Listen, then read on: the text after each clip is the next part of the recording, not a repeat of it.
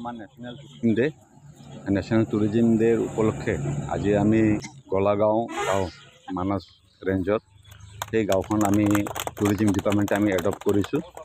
আৰু এই গাঁওখনৰ অৰ্থনৈতিক বা ছাষ্টেইনেবল টুৰিজিম আমি যিটো কওঁ, ৰুৰেল ডেভেলপমেণ্ট টুৰিজিম, কেনেকুৱা আমাৰ গাঁৱৰ মানুহখিনি বা মানসৰ আশে পাশে ফ্ৰিংছ ভিলেজ যিখিনি আছে, সেই মানুহখিনি কেনেকুৱাকৈ এই টুৰিজিমৰ জৰিয়তে উপকৃত হ'ব পাৰে, লাভান্বিত হ'ব পাৰে, তাৰ কাৰণে পদক্ষেপ লৈছোঁ আমি।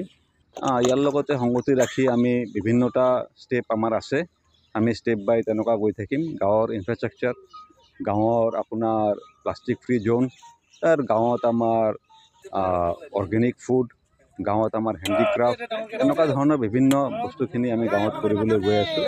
আৰু গাঁওখন আমি এটা সুন্দৰ মডেল গাঁও হিচাপে আমি বনাব বিচাৰিছোঁ। গাঁৱৰ কাষত আমি প্লাষ্টিক পেলাব নালাগে, জংঘল হ'ব নালাগে, ফুল গছ থাকিব লাগে।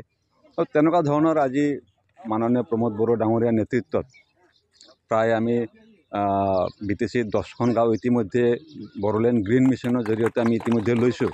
তো সেইখিনি কাম চলি আছে। তাৰ উপৰিও আমি গোলাগাঁও মানসৰ যিহেতু একদম কাষতে আছে, তো যেতিয়া টুৰিষ্টসকল আহিব, ৰিচৰ্টত থাকিব, হোটেলত থাকিব, তেওঁলোকে ফুৰিবৰ কাৰণে মানসৰ ভিতৰততো ফুৰিলে, তাৰ বাহিৰেও তাতে লোকেল আমাৰ কি আছে সেইটোও চাব বিচাৰে ফৰেন টুৰিষ্টসকলে বিশেষকৈ। তো তেওঁলোকে যাতে এটা আমাৰ ৰুৰেল এক্সপিৰিয়েঞ্চ এটা পায়, তাৰ কাৰণে আমি গোলাগাঁওটো আমি এডপ্ট কৰিছোঁ। আৰু গোলাগাঁৱত আহি কিনে নিশ্চিতভাৱে মই ভাবোঁ যে বাহিৰৰ টুৰিষ্টেই হওক, আমাৰ নেশ্যনেল টুৰিষ্টেই হওক, তো সকলোৱে আহি কিনে ইয়াতে উপকৃত হ'ব, ভাল পাব।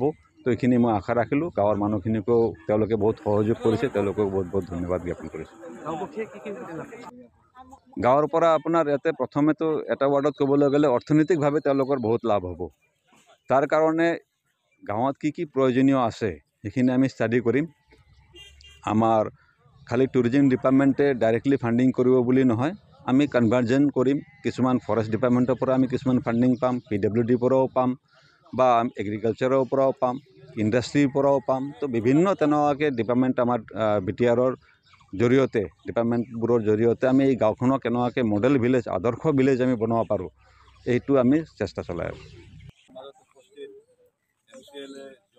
জয় ডাঙৰীয়া আমাৰ মাজত উপস্থিত এই শুভ অনুষ্ঠানত আমাৰ জয়ন্ত ডাঙৰীয়া উপস্থিত, আমাৰ জইণ্ট ছেক্ৰেটাৰী পানী ব্ৰহ্ম ডাঙৰীয়ানী, আমাৰ মাজত উপস্থিত আমাৰ টুৰিজিম ডিপাৰ্টমেণ্টৰ ডাইৰেক্টৰ জয়ন্ত শৰ্মা ডাঙৰীয়া প্ৰমুখ্যে আমাৰ ইয়াতে উপস্থিত সকলো গণ্যমান্য এই অঞ্চলৰ ব্যক্তিসকল, আমাৰ মিডিয়াৰ দাদা বন্ধুসকল। এইটো আমাৰ কাৰণে সকলোৰ কাৰণে এটা সুখৰ দিন যে আজি নেশ্যনেল টুৰিজিম ডে। আজি নেশ্যনেল টুৰিজিম ডেৰ আমি ইয়াতে উদযাপন কৰিব ওলাইছোঁ। আৰু ইয়াৰ লগত সংগতি ৰাখি আমাৰ এইবাৰ নেশ্যনেল টুৰিজিম ডেৰ মটটো আছিল ছাষ্টেইনেবল টুৰিজিম। তাৰ মানে নেশ্যনেল টুৰিজিমৰ লগত কেনেকুৱাকৈ তাৰ আশে পাশে গাঁৱৰ মানুহখিনিও উপকৃত হ'ব পাৰে, লাভৱান্বিত হ'ব পাৰে। তাৰ কাৰণে পদক্ষেপ আমি এইটো লৈছোঁ যে আমি এই গোলাগাঁও গাঁওটো আমি টুৰিজিম ডিপাৰ্টমেণ্টৰ তৰফৰ পৰা আমি এডপ্ট কৰি লৈছোঁ। আৰু এই গাঁওটোৰ ডেভেলপমেণ্ট, এই গাঁৱৰ মানুহসকলৰ আৰ্থিকভাৱে কেনেকুৱাকৈ পাৰে, আৰু বাহিৰৰ পৰা বিভিন্ন জেগাৰ পৰা যেতিয়া আমাৰ টুৰিষ্টসকল আহে, তেওঁলোকক এই গাঁওটো পৰিদৰ্শন কৰাৰ কাৰণে আমি ব্যৱস্থা কৰিম।